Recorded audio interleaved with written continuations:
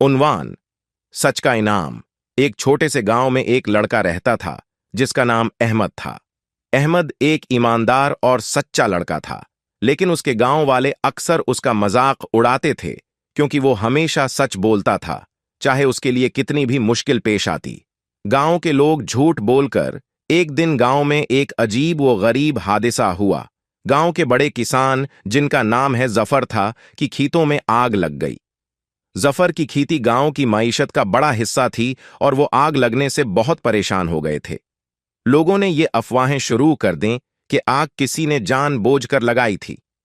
गांव में बहुत से लोग मुख्तलिफ कहानियां बनाने लगे और सब एक दूसरे पर इल्जाम लगाने लगे। अपनी मुश्किलात से बचते थे, लेकिन अहमद का ईमान था कि सच आखिरकार जीतता है। अहमद ने जब ये सुना तो वो जानता था कि अगर वो सच बोलेगा तो शायद उसके लिए मुश्किलात बढ़ेंगी, लेकिन उसने फैसला किया कि वो सच बोलेगा। अहमद ने गांव के बुजुर्गों के सामने आकर कहा, मैंने देखा है कि आग एक हादिसा था। जफर साहब की जमीन पर पुरानी खश्क घास रखी हुई थी और शायद किसी की गफलत की वजह से आग हो गई थी। लगी। जफर के खिलाफ इल्जाम तराशी करने वालों ने अहमद की बातों को नजरअंदाज किया और उसे झाटा। चंद दिनों बाद एक तहकीकाती कमेटी ने इस वाकये की तहकीकात की और यह साबित हुआ कि आग वाकई एक हादिसा था। अहमद का सच साबित हो गया। जफर ने अहमद से माजिरत की और उसकी ईमानदारी की तारीफ की। गांव के लोग भी अहमद की बातों की सच्चाई समझ गए और उसकी इज्जत करने लगे।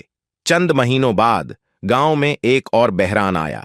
गांव के किसानों को फसलों के लिए पानी की कमी का सामना था। अहमद ने गांव के लोगों को मुत्तहद करके एक नया मंसूबा तैयार किया जिससे पानी की बचत की जा सकती थी। इस मंसूबे को गांव के बुजुर्गों ने अपनाया और उससे गांव को बहुत फायदा हुआ। आखिरकार अहमद की ईमानदारी और सच्चाई ने उसके लिए गांव में इज्जत और मोहब्बत की राहें खोल दीं। गांव के लोग उसे एक रहनुमा के तौर पर देखने लगे और उसे सच बोलने की अहमियत समझ में आई। सबक: सच का रास्ता हमेशा मुश्किल हो सकता है, लेकिन आखिरकार उसका इनाम मिलता है। समझा? लेकिन अहमद ने अपने मौक़िफ़ पर कायम रहने का फैसला किया।